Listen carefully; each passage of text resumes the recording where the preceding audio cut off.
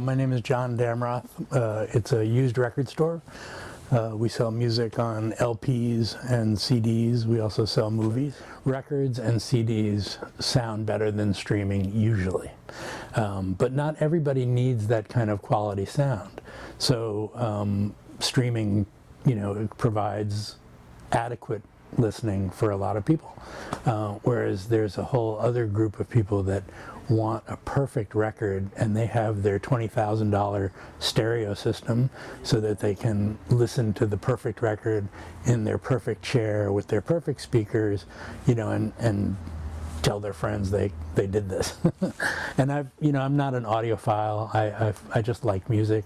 So when I was a kid, I had a little tiny transistor radio, and I used to walk down the street with my little radio, and that was fine.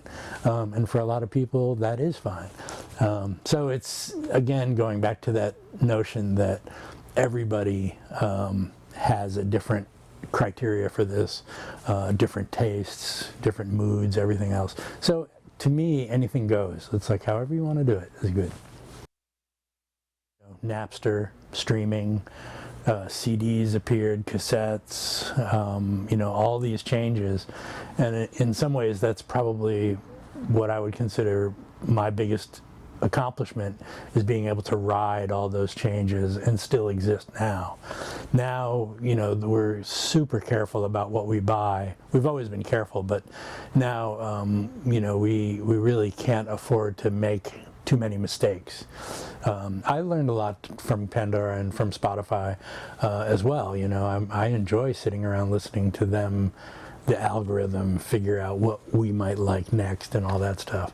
It's a curious thing, and it's a hard thing to do as a human being when somebody comes up to you and says, I like Miles Davis, what else is there that I might like? And I can usually handle that kind of question, but it takes some thought, whereas on Spotify it's just automatic. A family came in, they were from Mexico, and it was 3 generations of folks, some younger kids, mom and dad, and grandpa. And they were wandering around and enjoying it, and the mom came up to me and said, asked if we had any music by a particular Mexican group. And it rang a bell with me, and I thought, well, I didn't say anything because I don't like saying, yeah, I think we might have that, and then we don't, and somebody's disappointed. But I was like, hang on, let me check, and I looked, and I found the CD by this band, and when I brought it out, Grandpa, who was the one who was asking, but he didn't speak English, he just started crying. It was the most amazing thing.